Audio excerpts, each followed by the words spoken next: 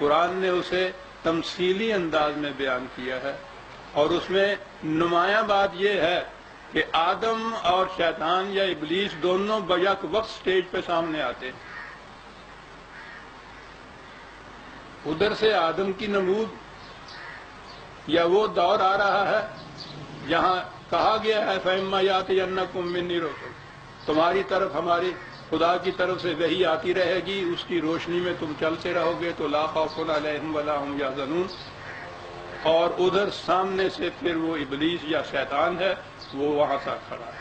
اور اس کے بعد جب یہ قبوت آدم جسے کہتے ہیں عرضی زندگی شروع ہوئی انسان کی، تو اس کے ساتھ ہی اس نے شیطان یا ابلیس نے یہ چیز کہہ دی کہ مجھے مہلت دی جائے اس وقت تک جب تک کہ یہ آدم صفحہ ارض کے اوپر زندہ رہے گا، اور اسے کہا گیا کہ ہاں تمہیں اس کی مہلت دی جاتی ہے۔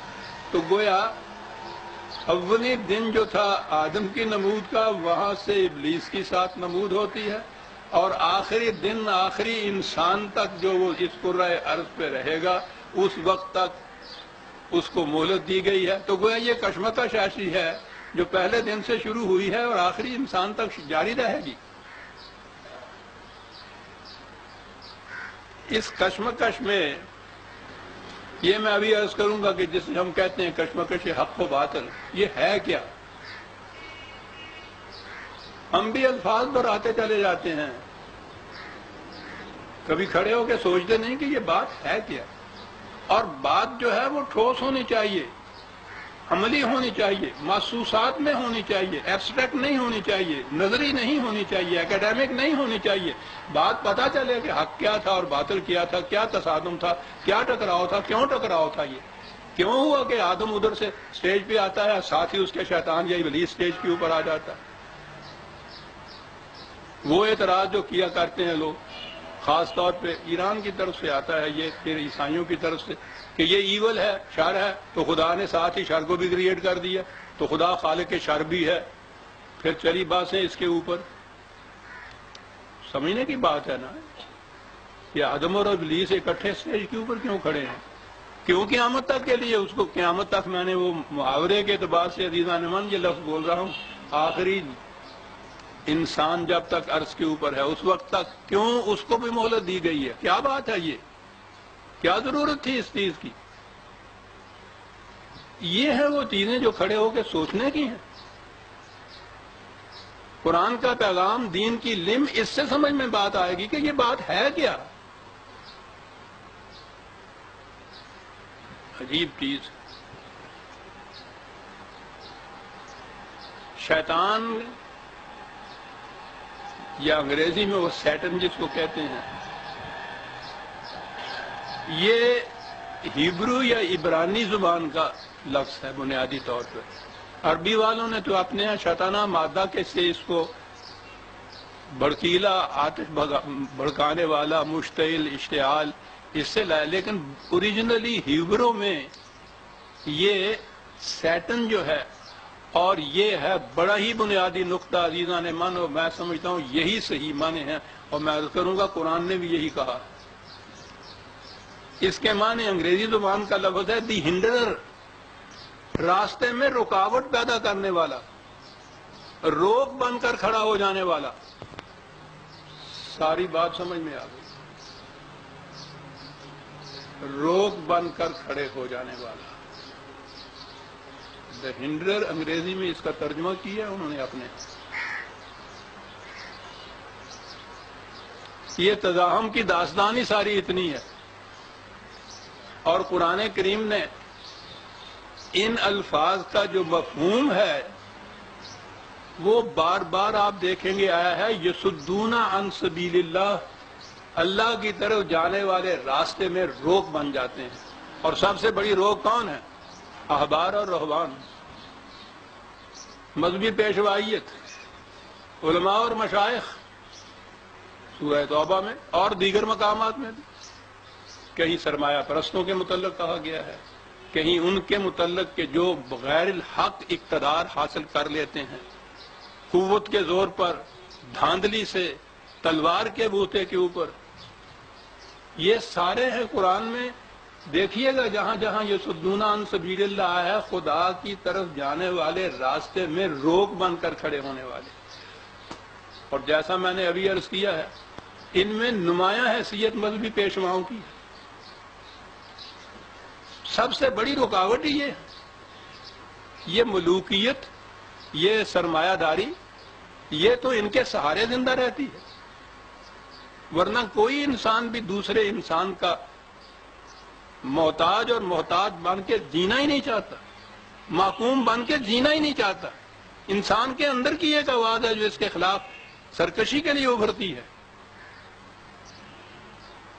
وہ یہ لوگ ہیں کہ جو ان کو مطمئن کرتے ہیں کہ یہ سب کچھ خدا کی طرف سے ہے، تم نے دل کے اندر بھی اس کے خلاف ذرا سی کبیرگی بھی محسوس نہ کرنا، اللہ کے خلاف چیلنج ہو جائے گا۔ یہ ہیں۔ تو قرآن کریم میں آپ دیکھیں گے یہ ٹھیک ہے، کوئی یتکبرون بغیر حق بھی اس نے کہا ہے کہ وہ بھی روک ہوتے ہیں، سرمایہ داروں کے متعلق بھی کہا ہے۔ اسی سورہ توبہ کی یہی جو آیت ہے 35ویں 36ویں، اس میں یکنزون الذہب والفضہ والے بھی آئے ہیں، لیکن بنیادی طور پر قرآن نے احبار و رہبان کو کہا ہے کہ یہ ہیں روک بن کر کھڑے ہو جانے والے۔ اور ساری تاریخ دین اور مذہب کی کشمکش یہی ہے۔ دین آیا خدا کی طرف جانے والے راستے پہ چلانے کے لیے کاروان انسانیت کو، اور یہ ہوئے مذہب کے علم بردار جو اس کے راستے میں روک بن کر کھڑے ہو گئے، اور روک اس طرح سے کہ کہا یہ کہ ہم تمہیں لے جائیں گے خدا کی طرف۔ یعنی یہ جرت سے بے باکانہ صداقت کے ساتھ دھڑلے کے ساتھ یہ بات کہنے کی نہیں ہے۔ یہ نہیں کہیں گے کہ ہم روکیں گے تمہیں خدا کی طرف جانے والے راستے میں، منافقت سے کہیں گے یہ کہ ہم لے جائیں گے تمہیں خدا کی طرف لے جانے والے راستے میں، اور قرآن کہتا ہے کہ یہی سب سے بڑی روک ہے خدا کی طرف جانے والے راستے میں۔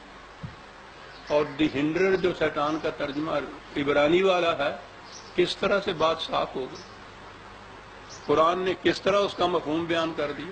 بات ساری ہے ہی پہلے یہ شیطان کا تصور جو ہے اس کی بات ذہن میں آ گئی، وہ عرض کر دوں۔ ہم نے تو یہ سوچ لیجئے کہ ہمارا یہ جو مروجہ اسلام چلا آ رہا ہے یہ اجمی اسلام ہے، ایرانی تصورات ہیں۔ ایران میں اہرمن و یزداں دو برابر کی قوتیں، خدا اور شیطان، وہ ایک خدا ایک شیطان۔ ہمارے ہاں بھی جو تصور آتا ہے شیطان کا وہ ایک ہی شیطان ہوتا ہے، لیکن آپ دیکھیے کبھی کھڑے ہو کے ہم سوچتے نہیں کہ کرتے کیا ہیں۔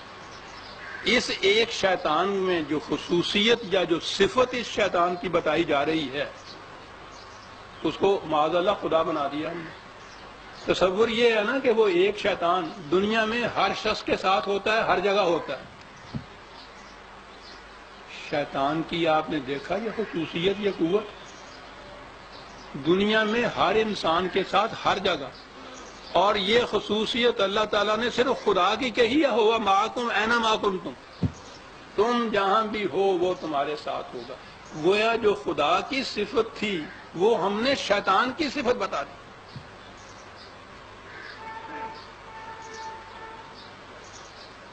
کبھی نہ سوچا کہ قرآن تو شیاطین الجن والانس پر کہتا ہے، ایک نہیں، شیاطین، محسوس شکل میں سامنے آنے والے بھی اور نگاہوں سے پوشیدہ بھی۔ اور سب سے بڑا شیطان جو پوشیدہ ہے نگاہوں سے وہ تو خود اس کے اندر ہوتا ہے۔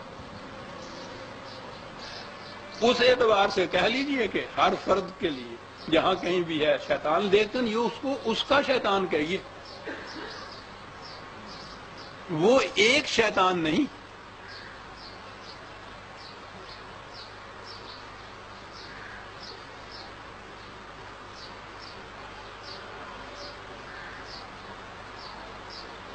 میں نے عرض کیا کہ یہ شیطان کرتا کیا ہے،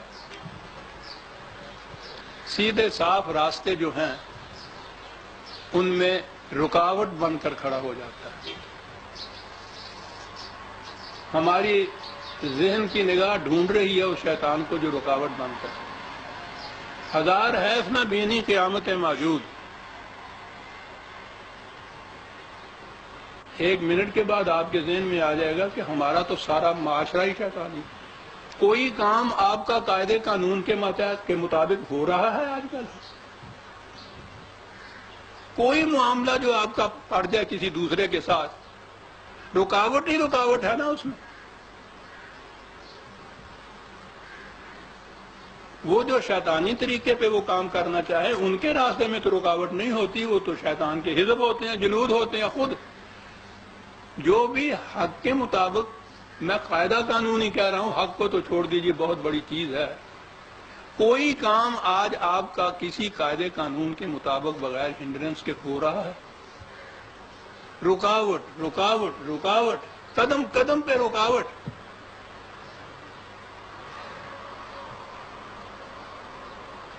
دیکھا یہ شیطان کے ایک مفہوم نے بات کہاں سے کہاں پہنچا دی. شیاطین الجن والانس،